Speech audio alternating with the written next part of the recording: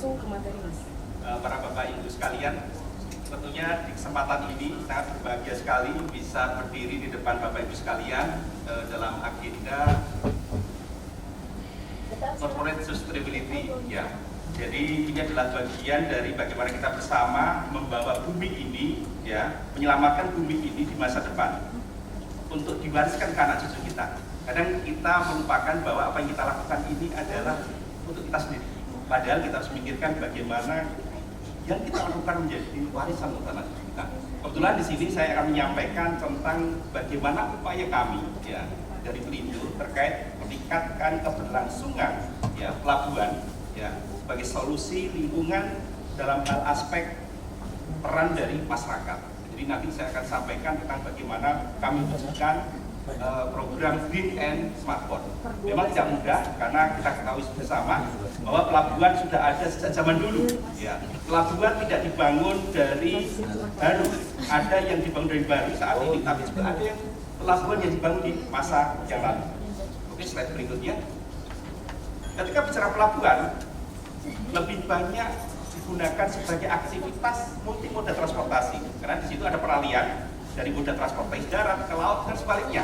Nah, di sini pengangkutan mayoritas menggunakan transportasi laut. Kenapa? Salah satunya menjadi paling efisien, pasti efisien dibandingkan dengan pengangkutan yang lain. Apa yang terjadi? Sehingga yang di pelabuhan dijadikan tempat bertumbuhnya pertemuan multimoda transportasi itu. Apa yang terjadi?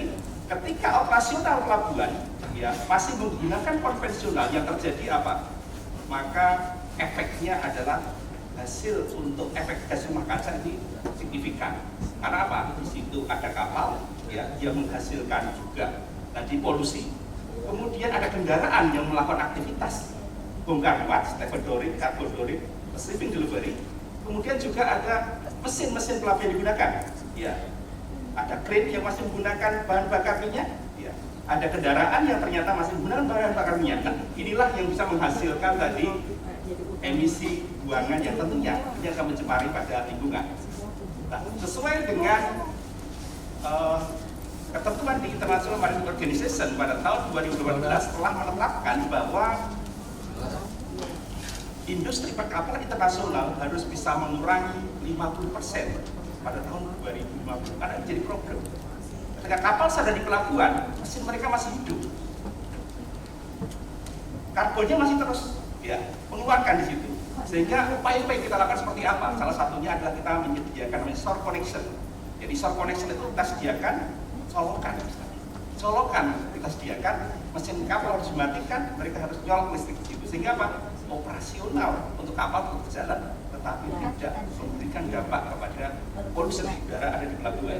Meskipun harus didorong, kapal juga harus sudah menggunakan energi surya panel mestinya. Ini untuk mengurangi polusi dari pelabuhan.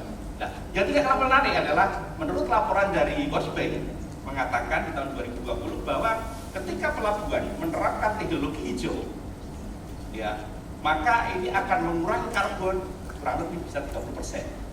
Dan ini akan berdampak pada efisiensi secara operasional sekitar 20%. Ini baru pelabuhan saja. Ini belum nanti stakeholder yang lain. Kalau ini kita lakukan bareng-bareng, maka akan menjadi luar biasa. Slide berikutnya. Nah, ini adalah isu dari tahun ke tahun tentang bagaimana prioritas lingkungan di pelabuhan. Pergeseran sangat cepat sekali. Kalau kita lihat yang masih sering terjadi adalah masalah kualitas air, ya, masalah konsumsi energi. Tapi ada yang baru di sini. Coba kita lihat apa yang baru. Yang pertama adalah tentang ya sampah, sampah yang ada di pelabuhan, sampah dari kapal ini masih mendominasi juga. Ada yang baru lagi adalah relationship with local community. Bagaimana hubungan dengan lokal komunitas yang ada di pelabuhan. Ini menjadi isu baru yang muncul. Dan ada lagi adalah climate change. Ini harus jadi perhatian kita bersama. Kalau yang lainnya water quality, gitu ya, development noise, ini masih sama antara satu dengan yang lain. Inilah jadi fokus bagaimana kita menangani. Oke, slide berikutnya. Nah, di sini adalah bagaimana kami menyusun Green and Smart Port. Ini bukan pekerjaan yang mudah bagi kami. Kalau pelabuhan itu baru, kami men-setting desain lebih efektif, lebih mudah. Tetapi bagaimana mengkonversi pelabuhan konvensional lama itu dikonversi menjadi pelabuhan-pelabuhan yang modern. Karena apa? Kalau pelabuhan itu konvensional, ya pelabuhan itu lama, tidak dikonversi ke modernisasi, maka dampak kepada gas buangan karbon tadi tentunya tidak dapat diminimalisir. Ada 3 hal penting yang menjadi poin dalam Green and Smart Code kami. Yang pertama adalah environmental friendly, ya. Bagaimana pengurangan emisi ya karbon dan limbah ini benar-benar dilakukan. Nah, tentunya environmental social governance ini juga menjadi prioritas untuk dilakukan. Dan tidak kalah penting adalah pelestarian ekosistem maritim. Dan yang kedua adalah smart teknologi, dengan teknologi yang smart, ya, penggunaan teknologi otomasi. Beberapa peralatan bongkaran pelabuhan kami lakukan otomasi. Situ sudah tidak ada manusia lagi, ya, otomatis risiko semakin rendah, tidak ada polusi. Ya. Kemudian pemanfaatan sensor IoT ini membantu sekali di dalam operasional yang ada di pelabuhan. Dan yang tidak kalah penting, software, ya, operasional pelabuhan ini menjadi kata kunci ketika bicara smart teknologi. Jadi penggunaan teknologi ini juga mampu mewujudkan tadi tidak hanya green tapi adalah smart code. Yang berikutnya adalah social empowering. Ya, social empowering itu adalah dalam rangka kaitannya pemberdayaan. Bagaimanapun, ya, creating share value itu harus dilakukan. Salah satunya adalah menggandeng bagaimana masyarakat yang ada di sekitar pelabuhan. Ya, creating share value itu jadi kata kunci untuk bisa menggandeng sama-sama. Ada impact yang masuk dapatkan di pelabuhan. Dan keterlibatan masyarakat menjadi kunci. Tidak bisa kita sendirian, tapi harus melibatkan masyarakat yang ada di sekitar pelabuhan. Oke, slide berikutnya. Belum lihat ya? Mudah-mudahan cukup waktunya. Nah, disinilah sebagai solusi lingkungan dengan berbasis pada komunitas. Ya, ketika kita bicara pelabuhan kan pelabuhan sendiri, nggak bisa. Tetap harus kita memperhatikan komunitas, ya, memperhatikan masyarakat, dan tadi bagaimana kita mengajak mereka secara voluntary. Dari voluntary inilah kita bisa mendorong menjadi sebuah habit, menjadi culture sustainability. Jadi culture itu tentunya dibentuk tidak bisa hanya cukup kita sendiri. Kita perlu bantuan dari kelompok-kelompok masyarakat untuk ikut bersama mendorong. Nah, partisipasi aktif dari komunitas menjadi penting. Kenapa? Karena akan memperkuat pelaksanaan program. Bagaimana kita berprogram sebaik mungkin, apapun itu, tetapi ternyata kita tidak membawa partisipasi aktif dari masyarakat. Kalau kita maksa, ya percuma saja programnya jalan, tapi tidak menjadikan culture. Makanya kami membentuk komunitas itu salah satunya mengawali dengan volunteer. Dengan volunteer itu mereka punya kemampuan untuk mempengaruhi masyarakat lainnya lebih optimal. Dan tentunya pembentukan forum multi stakeholder ini tidak hanya masyarakat, tetapi juga keterlibatan dari pemerintah dan juga komunitas lainnya. Yang kedua adalah terkait dengan edukasi kesadaran lingkungan. Kita banyak ketahui kalau kita lihat lingkungan itu, mohon maaf, ya, kekumuhan, ya, narkoba masih ada, tawuran masih ada, masyarakat individualis, ya, di situ banyak polusi dan banyak kita dapatkan.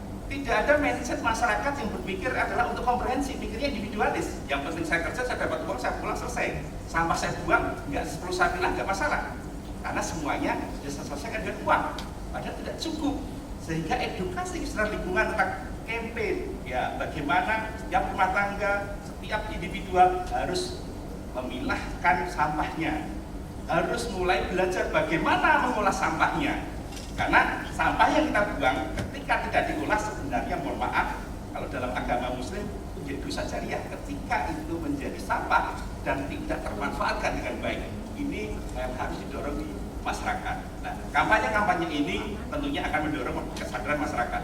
Yang ketiga, ya, terkait dengan basis komunitas adalah bagaimana pengelolaan limbah dan konservasi lingkungan. Kita banyak mendapati bahwa banyak limbah-limbah rumah tangga, gitu ya, kalau di masyarakat itu ternyata dibuang sia-sia, jadi tidak dimanfaatkan. Padahal ada dengan cara-cara sederhana, dengan pengurangan pemilihan sampah itu akan berdampak. Bagaimana mereka menggunakan air selokan saluran mereka dengan instalasi pengelolaan air limbah sederhana bisa digunakan untuk penyiraman tanaman yang ada di lingkungan mereka. Nah, ini menjadi menarik bagi mereka. Oke, slide berikutnya. Nah, tentunya ini menjadi sebuah strategi besar kami ketika kami melaksanakan environment, social, and government. Kami mencontohkan saja upaya yang telah kami lakukan. Salah satunya adalah kami melakukan elektrifikasi terhadap peralatan bongkar muat yang ada di pelabuhan.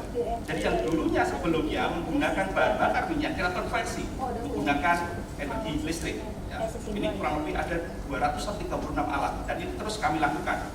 Yang kedua tentunya solar panel, ini juga masih kami lakukan untuk mendorong konsumsi penggunaan listrik. Ya.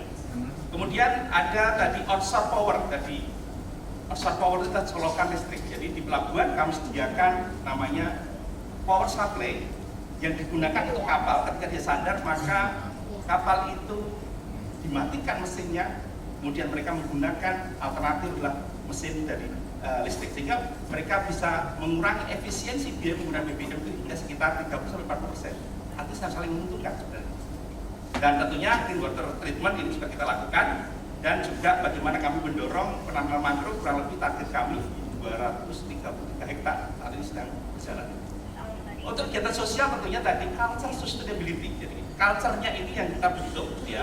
Tidak hanya bagaimana di pelabuhan saja, tapi adalah di lingkungan yang ada di kami. Dan tentunya kalau di lingkungan kami adalah bagaimana kami melakukan digitalisasi atas semua proses, mulai dari administrasi, pola operasi, kemudian health safety environment itu juga kami lakukan. Dan tentunya peningkatan kompetensi itu wajib dilakukan ketika sumber daya manusianya yang baik bagi penunjang kegiatan itu. Dan tentunya ini menjadi strategi kami ke depan.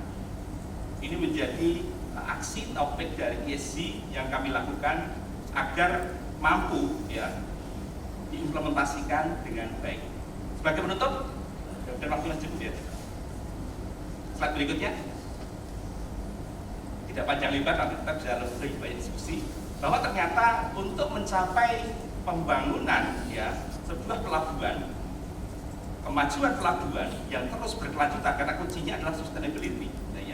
Semuanya akan sia-sia kalau tidak berkelanjutan. Makanya topiknya menarik adalah bahwa pelabuhan yang berkelanjutan, ya, arahnya adalah green and smart port, itu tidak hanya memerlukan teknologi yang canggih. Jadi kami tidak bisa hanya sekedar menggantikan mesin, mengkonversi, menggunakan teknologi yang canggih atau mengefisienkan operasional, tetapi perlu peran aktif dari komunitas lokal yang ada di pelabuhan itu. Dan dengan melibatkan masyarakat melalui solusi yang berbasis pada komunitas masyarakat, kita mampu menciptakan tadi kesadaran lingkungan di masyarakat. Dan tentunya ini akan memperkuat di masyarakat dan juga mendorong kami untuk mempercepat transisi menjadi pelabuhan yang ramah lingkungan. Dan tentunya sekali lagi ini bisa memberikan efek jangka panjang tidak hanya lingkungan tapi juga perusahaan. Saya kira demikian yang dapat saya sampaikan. Terima kasih, mohon maaf kalau masih banyak kekurangannya. Tentunya masukan-masukan menjadi menarik untuk perhatian perbaikan kita ke depan. Terima kasih. Assalamualaikum warahmatullahi wabarakatuh.